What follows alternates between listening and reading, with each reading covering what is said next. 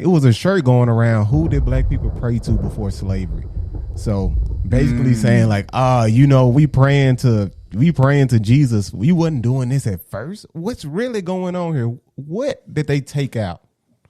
Oh man, yeah, they took out a lot, because I was praying to Jesus before slavery too, right? And it was already believers all over Africa. I mean, see, the thing of it is that we already see Africans in the Bible because, already, when Jesus had to escape Herod, where did he go? He went to Africa. As a baby, he went to Egypt, and him and his family was blending in. So that should tell us something right there, that Jesus and his parents was blending in. They was looking like Egyptians up in Africa. And so already you got, Christians up in there. But then also in Acts chapter 2, you see, actually before that, you see Simon of Cyrene, that's in North Africa, who helped Jesus carry the cross. So you got an African right beside Jesus as he's going to the cross to bear the sins of the entire world. Right. Oh man, I'm telling you, when I saw that, I was like, this is an African carrying the cross. One of the most important times in human history. You see an African man carrying the cross. The same thing Christ tell us to do, carry the cross.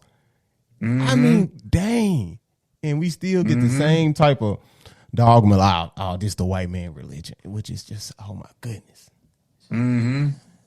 Yeah, it's crazy, man. It's crazy. But then, like, even after, going forward, like, in Acts chapter 2, you got Egyptians and North Africans, Libyans, that's at Pentecost, and they was filled with the Holy Spirit. And so they went back to Africa and they were sharing the gospel, and it continued to grow from there. Then you had a Nubian. I know it says Ethiopian in chapter 8, but it says he was a eunuch of Candace. So we know Candace, that was the name of the queen of Nubia.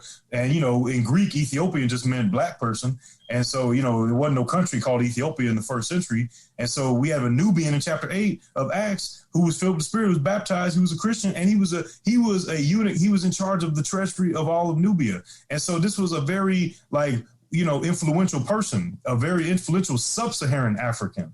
And he was reading Isaiah in Hebrew, so he was multilingual. He was in charge of the finances. And so you got Africans already in the New Testament. But then you got African history in all these places, like going on and continuing. Like the first Bible fragment was from Egypt. The first seminary was in Egypt. Some of the first theologians was in North Africa, like Tertullian, Perpetual, Felicity, Origin. And then, the two oldest African nations in the world, Nubia and Axum, or what later was called Ethiopia, they became Christian nations already in the 4th and 5th century. So all of Africa was Christian. And if you read all these different languages, like Ethiopian and ancient Nubian, ancient Ethiopian, ancient Egyptian literature, it was mainly Christian. And so that shows you that, like, ancient Africa had Christianity all over that mug. And wasn't nobody forcing them, wasn't no slavery, wasn't nobody trying to force them to be Christian. They heard the gospel and they freely believed in Jesus Christ.